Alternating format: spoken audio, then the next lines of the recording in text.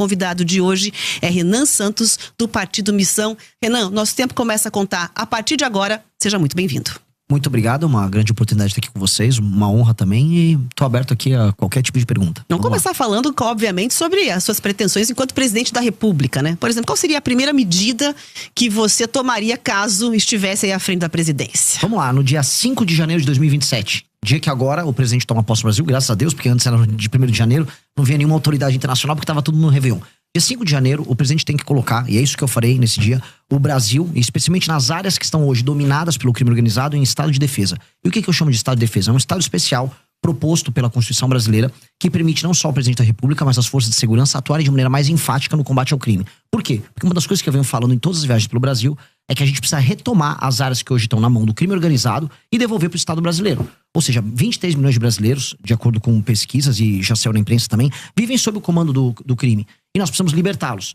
Hoje, sem o estado de defesa, a polícia, por exemplo, não pode entrar numa casa ou num comércio sem um mandado durante uma operação policial. E é lá justamente que se escondem os bandidos, especialmente as lideranças do tráfico. A gente precisa poder entrar, precisa capturar eles e desmontar o aparato do crime. Essa operação também não ficaria só circunscrita a bairros e favelas. A gente atuaria no Porto de Santos. Inclusive, há suspeitas do Porto de Paranaguá de atuação do PCC, um porto que fica aqui no Paraná. Porto de Pecém, por exemplo, lá no Ceará, ele está sendo alvo de uma tentativa de tomada agora do Comando Vermelho. Então, colocar áreas especiais dentro de um estado de defesa é a primeira ação para a gente retomar o território brasileiro.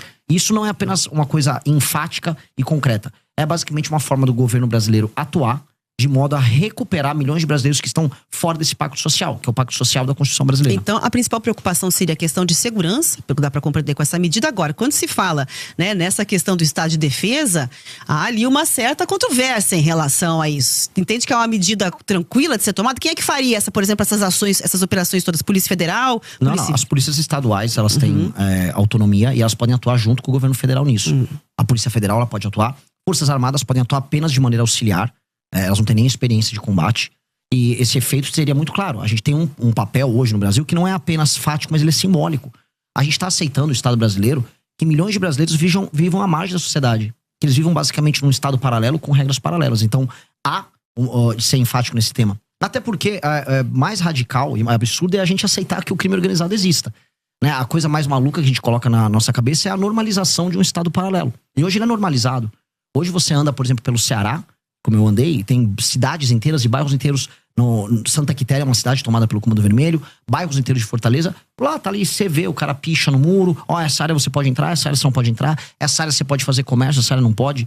A gente aceitou isso. Ao naturalizar isso, a gente naturalizou o absurdo. Mas depende do desejo do presidente da República, pura e simplesmente, essa definição, como você traz? Primeiro depende do desejo da população em votar num presidente que tem essa agenda. Então ela tem que ser majoritária na sociedade civil.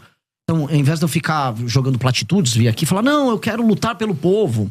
Eu não vou fazer platitude. Eu estou falando, olha, é uma eleição plebiscitária. Se você quiser um combate enfático ao crime organizado, você vai votar no número do meu partido, 14. Se você não quiser, tá tudo bem. Você pode votar 22 no Flávio, você pode votar 13 no Lula.